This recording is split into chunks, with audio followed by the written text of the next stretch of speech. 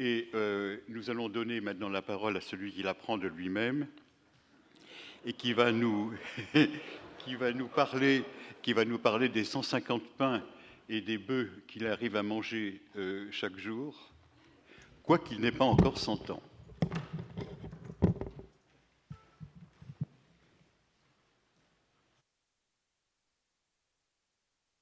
Parce que j'imagine que tout le monde ici le connaît.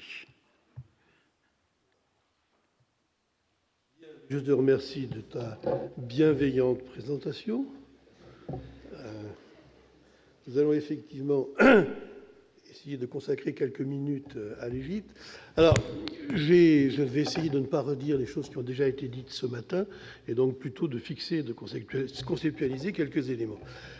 J'ai pris le thème de ce colloque au pied de la lettre, c'est-à-dire la sénescence et le fait d'être arrivé à l'état de vieillard. Bien des choses vont de soi. Je ne parlerai pas des rois, de la vieillesse royale, etc. Je m'attache plutôt à l'aspect dans la société, à travers, en particulier, de la littérature. Alors, aujourd'hui, nous vivons dans une société où il faut être jeune, et on a l'impression qu'il y a une lutte constante contre le temps, parce que le temps, la vieillesse, la mort, c'est en quelque sorte la perte du trésor qu'on a amassé pendant toute sa vie. Vous savez, un sage qui meurt, c'est une bibliothèque qui disparaît, donc on est très attentif aujourd'hui, aussi parce que la vie est prolongée, on est très attentif au mécanisme de la sénescence et à la destruction que cela représente par rapport à l'homme. Alors, je me suis permis d'évoquer la citation de Chateaubriand, que tout le monde connaît, et les réutilisations qui en ont été faites, polémiques par Charles de Gaulle et puis par Pierre Desproges. Comme le disait le général de Gaulle peu de temps avant de couler, la vieillesse est un naufrage. Et il ajoute, et nous sommes tous sur le même bateau, mes frères, et nous voguons insouciants jusqu'au jour où le miroir nous renvoie les premiers signes avant-coureurs de la dégradation du temps. Tout est dit. Les anciens Égyptiens ne répugnaient pas à la vieillesse, et ils n'avaient pas peur de la montrer, car elle n'est pas forcément négative. Voilà, ce sont les seuls portraits que je vais vous montrer. Ce sont des statues de la 25e dynastie. On est donc au milieu du premier millénaire avant notre ère, et on y représente, ce sont généralement des statues qui servent d'ex-voto, on y représente des hommes qui sont de hauts fonctionnaires, on est dans la bonne société, des hommes âgés, avec des traits marqués. Donc il n'y a pas une préoccupation du beau, il n'y a pas une préoccupation, il n'y a pas de jeunisme, si vous voulez, parce que, justement, les traits marqués, l'âge qui a avancé, témoigne d'une vie, témoigne d'une expérience et témoigne donc d'une valeur. Je n'ai pas résisté à vous montrer ce magnifique portrait qui vient de Memphis, qui est au British Museum. L'homme âgé présente, et là on entre de plein pied dans la question des anciens et des vieux, qui vient d'être évoquée, il joue un rôle dans la société. Nous allons voir même qu'on peut poser la question de sa compétence dans certains textes, mais qu'en général, les positions les plus élevées sont tenues par des gens âgés, ce qui représente assez normalement l'aboutissement d'un cursus honorum que nous pratiquons encore aujourd'hui. Voilà une petite figurine en bois, une petite figurine funéraire qui fait partie d'un ensemble de ce qu'on appelle des modèles, c'est-à-dire ça ressemble à des petites maquettes qui accompagnent le mort dans l'au-delà pour y accomplir les tâches dont il a besoin.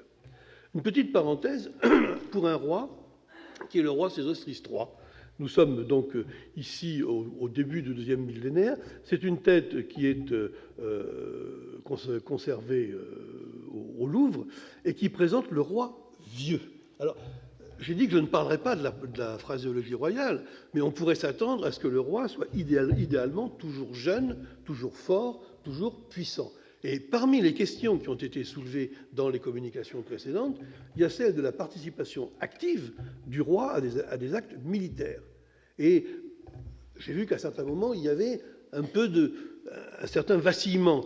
Ah, il n'est pas là parce qu'il n'est plus au pouvoir. Non, en fait, on le voit à travers les souverains égyptiens, qui sont bien documentés, avec des chronologies généralement très claires. Je vais prendre deux exemples que vous connaissez. Un souverain qui a régné très longtemps, Ramsès II, presque centenaire, il a dépassé les 90 ans, et Thoutmôsis III. Thoutmôsis III va se battre jusqu'en l'an 46 de son règne, et les 6 dernières années de son règne, il ne se bat pas. C'est-à-dire il ne va pas au combat, il n'y a pas non plus de combat. C'est aussi une dimension qu'il faut prendre. Si vous prenez par exemple le jeune Séti Ier, eh bien, il commence sa carrière comme bras armé du souverain qui le précède. C'est le prince qui va se battre. Donc je crois qu'il faut là peut-être documenter un petit peu plus historiquement ces questions-là et ne pas systématiquement en faire des opérations de politique intérieure. Il y a un moment où la logique veut qu'un homme de 90 ans ne va pas au combat, parce qu'il n'a aucune chance, même s'il reste à l'arrière. Déjà, le voyage est compliqué, comme cela a été montré. Alors, vous voyez ici, dans ces deux statues que je vous montre, il y en a une où Sésostris III est représenté jeune, et là où on voit des traits marqués par les ans. C'est le même roi représenté à deux époques de sa vie. Alors, ça a fait couler beaucoup d'encre. Le dernier qui a parlé de façon fort compétente de ces questions-là, c'est Dominique Labourie. Et voilà ici cette vue extraordinaire de la statue qui est au British Museum. Alors on voit des traits qui sont taillés à coups de serpe, qui sont marqués.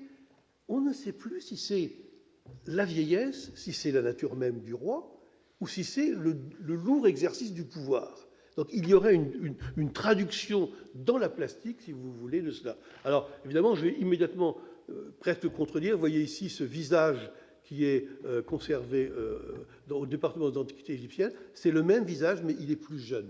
Donc on a réellement, probablement, une recherche. Alors je n'insiste pas, c'est des choses qui ont été souvent, longtemps et fort bien étudiées et qui ne sont pas tout à fait dans mon propos. Alors, quels sont les signes de la vieillesse ? Comment, puisque c'est une question qui a été posée, comment reconnaît-on quelqu'un qui est vieux ? Alors les sources égyptiennes sont parfois cruelles, vous allez voir. Je vais reprendre l'exorde des Maximes de Ptahhotep que Thomas nous a présenté dans une traduction qui peut-être mériterait d'être un peu affinée, mais c'est normal, c'est mon métier de le traduire. Et en plus, ce n'est pas moi, c'est une traduction qui a été faite par Françoise Hunal-Lacombe. Donc, le début de ce grand recueil de sagesse est mis en scène. C'est le roi Izési, le vieux Ptahhotep vient le voir. Et il lui dit « Souverain mon maître, le vieillage est apparu. La vieillesse est arrivée, la sénescence est venue, la faiblesse se manifeste, et celui qui somnole à cause d'elle se trouve chaque jour retombé en enfance.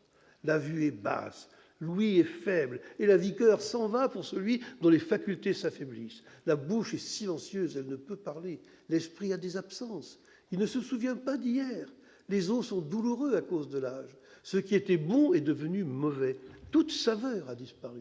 Ce que fait la vieillesse aux hommes, du mal en toute chose. La respiration est bloquée, le souffle est court, du fait de la difficulté à se lever, tout y est, y compris la perte de la mémoire courte. On a donc une description clinique de l'état de quelqu'un qui est tombé en état de vieillesse. Dans le conte d'Isis et de Ré, qui est un recueil de formules magiques, on y raconte comment la grande magicienne Isis a essayé de prendre pouvoir sur le dieu Ré. Et le récit commence de cette façon. Le roi Ré s'en va pour faire sa course diurne. Le soleil va éclairer le monde. Et le texte dit, en parlant de lui, que c'est un vieillard, Yaou. C'est le seul terme que l'on utilise pour désigner un vieux ou la vieillesse, et il est déterminé par un homme courbé, avec un bâton. L'image, c'est le bâton. Retenez ce bâton, on va le retrouver très, très bientôt. La vieillesse avait affaibli la bouche du vieillard divin, de sorte qu'elle laissait échapper sa salive vers la terre. Nous parlons quand même du maître de l'univers. La description peut être cruelle, elle est réaliste, disons, probablement dans ce cas-là. Je passe sur la suite, je ne saurais pas comment Isis n'est pas arrivé à prendre le pouvoir sur Ré, mais venons-en à la question de la durée de la vie, puisqu'on arrive à trouver à peu près ce qui en marque le terme, où se situe chronologiquement ce terme. Alors, bien des chiffres ont été avancés. Une petite remarque. En Égypte, on a des données démographiques un petit peu fiables à partir de l'époque romaine. Auparavant, on a une documentation assez lacunaire. On ne peut pas non plus faire fond sur des exploitations exhaustives de nécropoles. Il y en a eu extrêmement peu. C'est la question qui a été posée tout à l'heure sur les jeunes hommes qui ont été tués. Il faudrait voir ce qu'il y a autour. Bon.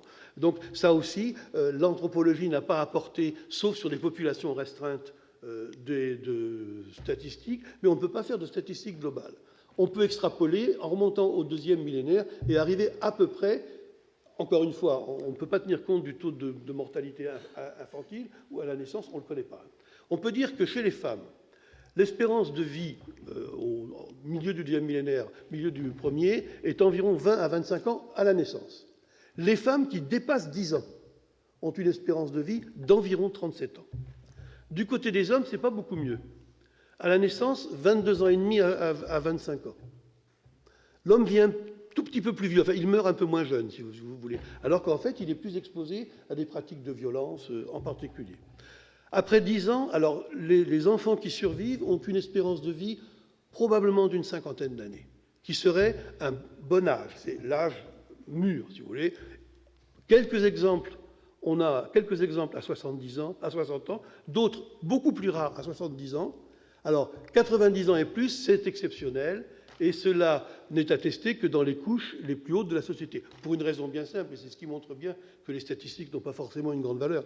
C'est attesté dans ces couches-là parce qu'on n'a pas de documentation pour les couches les plus basses. Donc c'est un peu stupide, si vous voulez, de faire des statistiques en ce sens-là. On a des cas, j'évoquais Ramsès II, on a Pépi Ier qui vit extrêmement vieux. On le sait parce que ça crée des problèmes dynastiques ensuite, des problèmes de succession. Bon. Alors, vous voyez qu'on est à peu près dans les chiffres qui ont été avancés jusqu'à... Je vais vous regarder un cas. On va regarder ensemble un cas d'un haut dignitaire pour déterminer jusqu'à quel âge il a été fonctionnaire. C'est Amenhotep, fils de Apou, qui fut un grand personnage à la cour de Amenhotep III. Vous avez ici une vue du temple funéraire que le roi a fait édifier pour lui, chose rarissime. Alors, Amenhotep, fils de Apou, s'il veut bien venir, voilà.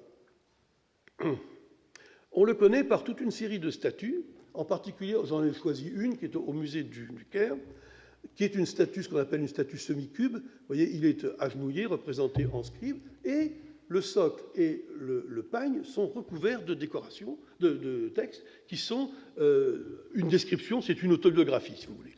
Regardons un passage de cette autobiographie qui est ici. Il dit, alors, rassurez-vous, je traduis, n'est-ce pas, Anne ? Je vous le traduis d'une façon un peu perceptible, c'est un peu plus compliqué. Devenir vieux est un brevet de justice. Entendez par là, c'est d'avoir pratiqué la justice et d'avoir été conforme à l'équité.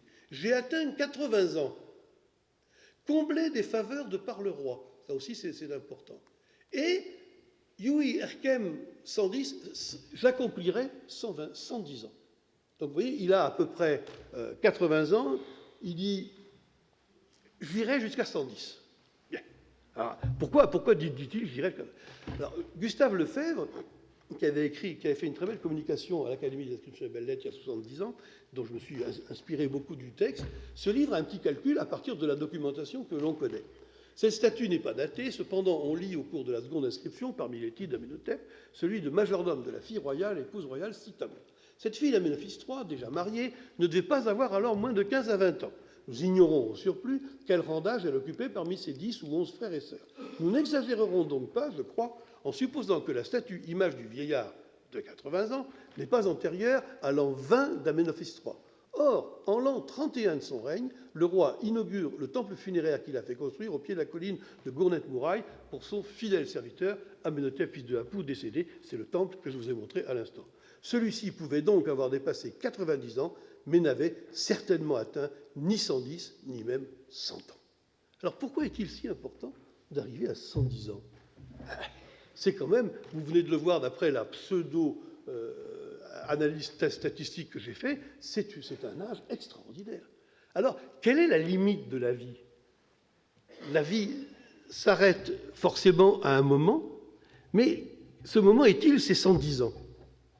Alors, pour mémoire, ne serait-ce que pour vous montrer que moi aussi je lis les auteurs classiques, dans le De Senectute, Cicéron évoque Gorgias de Léoncium qui est arrivé à 107 ans. Alors la Bible permet, je suis sur ton terrain, mais j'y entre un peu. Dans la Genèse, on a Joseph qui atteint 110 ans, et dans le Deutéronome, on a Moïse qui atteint 120 ans, dont tu vas parler. Je ne vais pas... Et je vais essayer de ne pas détruire ta communication. Alors, pour Joseph, Joseph, il est en contexte égyptien.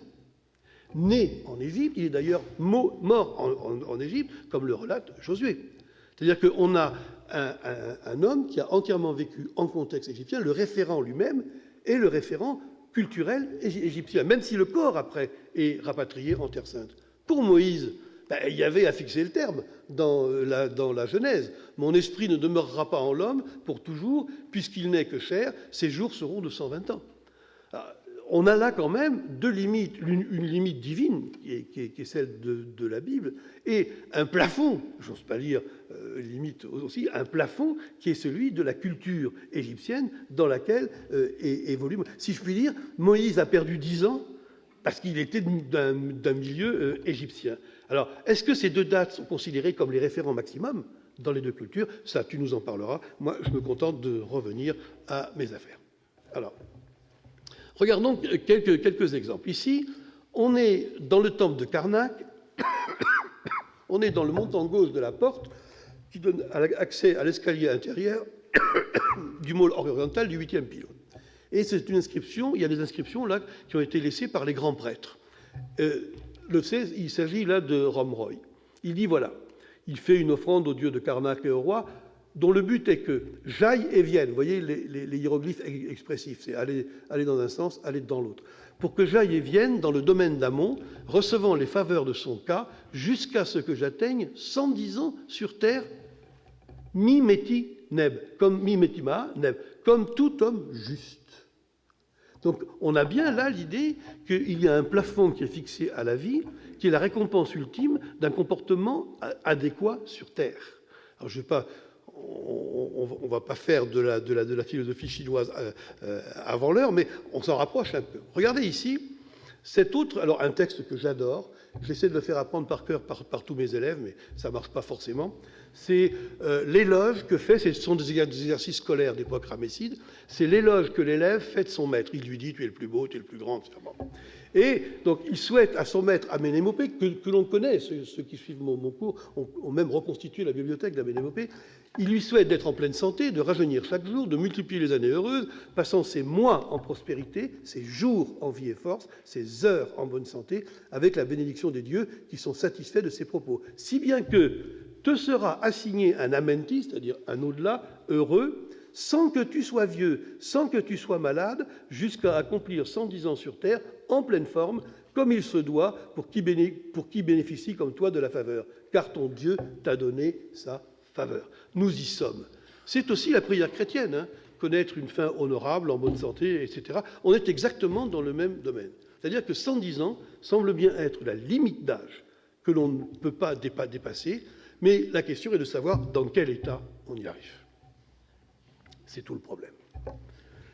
Alors, nous avons vu que Gilgamesh, lui, il avait essayé d'être éternellement jeune, mais ça, il est le seul, et ça n'a pas marché. Les Égyptiens n'ont pas du tout cette prétention.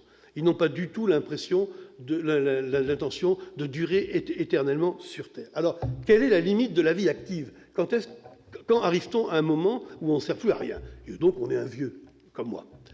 Alors, reprenons l'exorde des maximes de Ptahhotep, mais cette fois-ci à la fin. Et il dit « Que soit ordonné à cet humble serviteur de former un bâton de vieillesse. » Yahou, hein, ce qu'on a vu tout à l'heure, l'homme vieux qui marche avec un bâton. « Alors je lui dirai les paroles de ceux qui ont écouté les conseils des ancêtres. Voilà vos anciens qui reviennent, qui pour la première fois ont obéi aux dieux. Ainsi on agira de même à l'égard de toi, on écartera les souffrances du peuple, et les deux rives travailleront pour toi. » Alors la majesté de ce Dieu dit « Enseigne-lui donc ce qui a été dit auparavant, ainsi il sera un modèle pour les enfants des notables, et l'obéissance le pénétrera, la pensée juste lui ont été exprimées. Personne n'est né sage. » Et là, on a la réponse au rôle du vieillard dans la société. Il est l'expérience. Et cette expérience doit être transmise. Car, j'en reviens à mon sage qui meurt et à la bibliothèque qui disparaît, s'il n'y a pas transmission, il y a effectivement une perte sèche, si j'ose dire. Et la façon de passer de l'âge où l'on est encore capable de faire quelque chose à celui où on ne sera plus capable de faire quoi que ce soit, eh bien c'est le moment de la transmission. C'est ce que dit Ptahhotep au début. Il décrit le déclin physique et intellectuel. Et avant que ce déclin ne soit irrémédiable, il faut en quelque sorte passer le flambeau. Alors, Amenhotep, fils de Hapou, qu'on vient de rencontrer, dans la même situation, suggèrent de pouvoir disposer en la personne de son fils bien-aimé d'un bâton de vieillesse. Et c'est le terme qu'ils emploient. Un petit exemple qui est tiré de la bibliographie du vizir Ouzer, qui fut vizir sous Thoutmôsis III. Les courtisans, alors ce sont des récits, en Égypte, les récits politiques sont assez mis en scène, hein, il y a toute une présentation.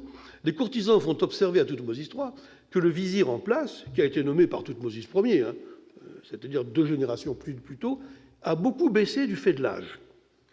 Alors ils lui disent, il faut que tu saches, souverain notre maître, que le vizir a atteint un grand âge. Son dos est voûté, encore notre Yahou, et sa ville ne lui obéit plus. Il suggère que son fils Ouzer, qui est intelligent et de bon caractère, présente les qualités d'un bâton de vieillesse. Le roi accepte la proposition et la formule en ces termes au vieux vizir.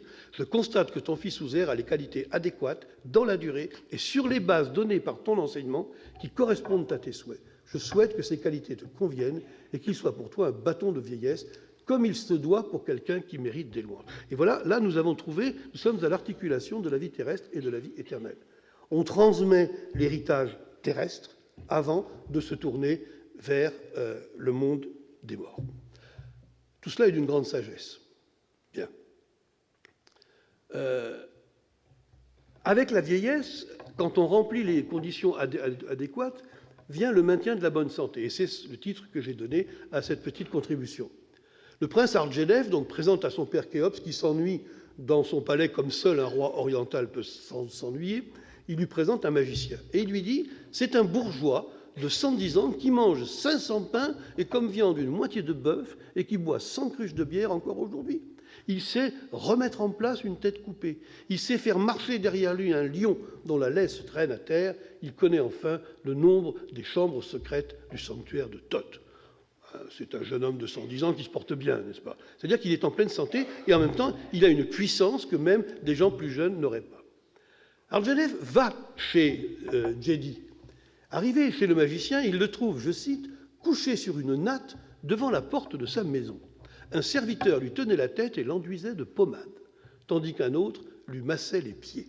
N'oubliez pas cela, on va y venir dans un instant. Il le salue ainsi. « Tu fais vraiment pas ton grand âge, bien que tu sois en pleine vieillesse, à l'heure de la mort, de l'ensevelissement, de l'enterrement. » C'est charmant, hein, comme entrée en matière. « Tu as la mine d'un homme qui dort jusqu'au jour. Pas d'insomnie, hein, qui ne connaît ni maladie, ni quinte de tout. Je l'envie. » C'est ainsi que l'on salue un personnage vénérable. Donc, vous voyez, là encore, on joue très bien de la réalité et de ce qui devrait être. Il devrait être moribond, cet homme. Il ne l'est pas. Les Égyptiens ne sont pas dupes de cela. Il y a donc un certain prodige. Comment fait-on pour être aussi gaillard jusqu'à cet âge? Est-ce qu'il y a une recette? Le pauvre Sinoué, dont vous connaissez les aventures, dit à un moment, il est vieux, il a peur de mourir à l'étranger, il va rentrer en Égypte. Et il dit, si seulement mon corps pouvait rajeunir. La vieillesse est sur moi, la faiblesse s'est emparée de moi, mes yeux sont lourds, mes bras sans force, mes jambes refusent de servir, mon cœur est fatigué, je suis proche du départ, du jour où l'on me conduira aux demeures éternelles. Propos d'un pessimisme navrant, absolument. Mais est-ce qu'il succomberait lui aussi à la tentation de Gilgamesh? Voudrait-il rajeunir? Existe-t-il une potion magique? Tu l'as évoqué tout à l'heure, c'est le papyrus Edwin Smith, dans lequel on trouve une formule qui est ainsi, dont le titre est le suivant, « Début du livre traitant de la façon de transformer un vieillard en jeune homme ». Comme vous l'imaginez, je me suis précipité. Et donc, en tirant fort la langue, je vous ai concocté cette traduction. Prendre une grande quantité d'amandes, environ 2 sacs, les réduire en poudre et placer au soleil. Quand le tout est parfaitement sec, battre comme on bat le blé, puis en broyer jusqu'au bout le fruit. Tout ce qui en est sorti, il faut le mesurer et le réserver pour séparer la balle au tamis. Mesurer à nouveau le produit obtenu de façon à obtenir 2 parts, le fruit et la balle. Traiter les deux de la même manière. Une fois 2 masses obtenues, mettre dans l'eau jusqu'à obtenir une pâte molle. Mettre au feu dans un chaudron neuf et faire cuire entièrement à feu doux. La cuisson est achevée lorsque toute l'eau s'est évaporée et que la pâte est sèche et forme comme une balle, sans aucune humidité, retirée alors du feu. On a l'impression d'assister à une séance de cuisine à la télévision. Une fois refroidis, les mettre dans une cuvette pour les rincer dans le fleuve, bien nettoyés. On reconnaît qu'elles sont bien nettoyées à ce que, au goût, l'eau dans la cuvette ne présente aucune amertume. Les mettre alors au soleil sur un torchon propre. Une fois sèches, les mettre sur la meule et réduire à l'état de farine. Puis mettre dans l'eau jusqu'à obtention d'une pâte molle. Puis mettre au feu dans une marmite et bien cuire. On sait que la cuisson est achevée lorsque des gouttelettes d'huile remontent à la surface. Recueillir avec une cuillère cette huile, la réserver dans un pot hin, préalablement tapissé d'un enduit lissé et durci. L'huile ainsi prélevée est versée à travers un tissu dans le pot hin. Une fois l'opération terminée, transvaser l'huile dans un vase en pierre. En enduire le crâne du patient. Cela écarte la maladie Khennet. Si on enduit le corps, la peau se trouve embellie et les taches disparaissent, ainsi que toutes les impuretés, toutes les marques de l'âge, toutes les inflammations qui sont sur le corps. L'efficacité en a été prouvée un nombre incalculable de fois. Ben oui, on s'est fait rouler. On s'est fait rouler, c'est un produit cosmétique, c'est vrai. C'est pas la jeunesse, c'est l'apparence de la jeunesse. Et regardez notre Jedi, qui pourtant a un solide appétit. On est probablement en train de lui masser le crâne avec une pommade de cette nature-là pour que les gars. Donc les Égyptiens, même s'ils avaient la sagesse de ne pas se penser immortels ici-bas, avaient quand même une vanité qui n'est pas sans rappeler la nôtre. Encore 2 points. Donc le secret, on vient de le voir avec les 110 ans, le secret pour rester sur terre, c'est de suivre la justice, c'est de respecter l'ordre établi, c'est de suivre la Ma'at. Revenons dans ces maximes de Ptahotep. Nous sommes à la fin. Vois, un bon fils tel que Dieu le donne est celui qui fait plus que ce qui lui a été dit par son maître, quand il pratique l'équité. Agis donc selon son désir, où qu'il porte ses pas. Puisses-tu me rejoindre, ton corps étant sauf, et le roi content de tout ce qui a été fait. Puisses-tu passer de longues années de vie. Ce n'est pas peu de choses ce que j'ai fait sur la terre. J'ai passé 110 ans de vie que le roi me donna, les faveurs ayant surpassé celles des ancêtres, parce que j'ai pratiqué l'équité pour le roi jusqu'à l'habitacle de la béatitude. Nous y sommes. Là, il y a une récompense. On a tendance à penser que seules les religions révélées récompensent les actions ici-bas par l'au-delà. Eh bien, en Égypte, on récompense par la durée de vie les actions dans l'ici-bas. L'accès à l'au-delà, c'est autre chose. Et en fait, même quand on a vieilli, la seule façon de retrouver la jeunesse, c'est de devenir immortel, c'est de mourir. Une fois que l'on est mort, on retrouve une jeunesse. Pas n'importe quelle jeunesse. Relisons avec cet œil un peu neuf ce passage de Sinoué. De retour au pays, on redonne à Sinoué l'aspect qui sera désormais le sien. On fit disparaître de mon corps la trace des années en m'épilant. Mes cheveux furent peignés, la vermine fut abandonnée au désert et les vêtements grossiers au coureur des sables. Vêtu désormais de belles étoffes de lin, oint d'huile fine et dormant sur un lit, je laissais le sable à ceux qui y vivent et l'huile d'arbre à ceux qui s'en frottent. Tous les commentateurs disent oui, mais il est retourné à la civilisation, il n'est plus chez les sauvages. Non, en fait, il est déjà mort. C'est-à-dire il a déjà subi les soins que l'on va donner au corps pour l'éternité. De même, à la fin du naufragé, le serpent, le maître de l'île de la mer Rouge, lui dit au moment de le renvoyer, « Tu arriveras au pays dans 2 mois, tu serreras sur ton sein tes enfants, tu rajeuniras au pays, tu y seras enterré. » Car c'est là le secret. C'est-à-dire que cette jeunesse, ce n'est pas la peine de la chercher ici-bas, elle est dans l'au-delà. Dans un au-delà qui va permettre aux gens de vivre, non pas, comme il a été soulevé tout à l'heure, non pas les infirmités de leur vie, mais le positif de leur vie. En d'autres termes, le respect de la Ma'at ici-bas garantit que dans l'au-delà, l'éternité qui sera donnée sera une éternité positive, car sinon elle serait refusée. Voilà ici un exemple d'un couple anonyme de la 5e dynastie, et puis ces images que vous connaissez, que je me contente de laisser défiler. Vous voyez ici Anerhaou et son épouse en train d'écouter les chants du harpiste. Ils sont dans leur costume des dimanches, ils sont tout beaux, ils sont empesés, magnifiques et éternellement jeunes, avec des perruques noires, parce qu'on a fini de les peindre. Je dis ça comme ça. Hein. Bon. Ici, je sais quand même, voilà. Ça, c'était la dame au sycomore. Attendez, il y en a encore un ou 2 autres qui va arriver. Voilà. Voilà, ici, c'est le couple qui est en train de bénéficier des offrandes qu'apporte la déesse du sycomore. C'est Sénédjem. Voilà encore ici des images de travaux, la tombe de Néferrenpet sous Ramsès II. On voit le propriétaire de la tombe en plein travail, c'est-à-dire qu'il mène la vie qu'il menait ici-bas, mais il la mène sans avoir tous les tracas, tous les ennuis de la vie. Et il n'a pas la vieillesse, il n'a pas besoin de se soucier de la maladie. Il est éternellement bénéficiaire de la bienveillance divine. Et pour terminer, je vous montre cette image que je trouve touchante, toujours du tombeau de Sénéjem, où l'on voit Sénéjem dans les champs d'Yalou, c'est-à-dire dans les champs Élysées, en train de labourer. Mais c'est un laboureur peu crédible, vous voyez. Il est très bien habillé, même s'il est pieds nus, et il a l'air intemporel, parfaitement heureux, comme ces bœufs à longue corne qui avancent au-dessus d'un jardin parfaitement entretenu. C'est une idée du paradis. Mais le paradis, ça se mérite. Je vous remercie.